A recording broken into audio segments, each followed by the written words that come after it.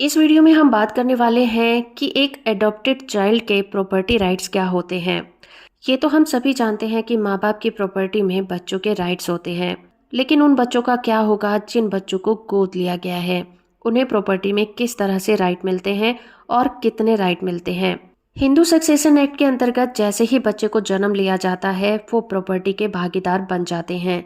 कई बार गोद लिए हुए बच्चों को उनके अधिकारों की पूरी जानकारी नहीं होती है, जिसके कारण अगर माँ बाप की मौत हो जाती है तो इस तरह के बच्चों को काफी सारी प्रॉब्लम का सामना करना पड़ता है।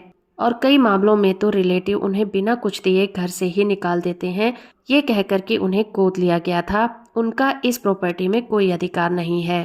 तो इस तरह से गोद लिए हुए बच्चों को माँ बाप की मौत के बाद उनके रिश्तेदार बहुत ज्यादा परेशान करते हैं और उन बच्चों से अच्छा व्यवहार भी नहीं करते।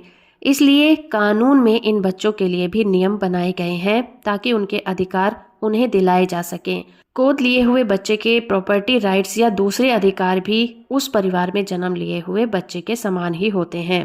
हिंदू सक्सेशन एक्ट हिंदू, बौद्ध, सिख और जैन धर्म के लोगों के लिए लागू होता है, जिसमें लड़का और लड़की दोनों को प्रॉपर्टी के समान अधिकार दिए गए हैं।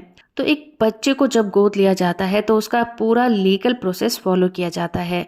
उसके बाद वो बच्चा उस परिवार का हिस्सा बन जाता है और उस परिवार में उसे वही अधिकार मिल जाते हैं जो कि एक बायोलॉजिकल चाइल्ड को मिलने चाहिए। वो भी प्रॉपर्टी का अधिकारी बन जाता है। अगर माँ बाप ने कोई वसीयत नहीं बनाई है और उनकी मौत हो जाती है तो सभी बच्चों को एक जैसे अधिकार मिल जाते हैं, यानी कि माँ बाप की जो भी प्रॉपर्टी है या फिर पुश्तैनी प्रॉपर्टी है उसमें उनके बच्चों का समान अधिकार हो जाता है।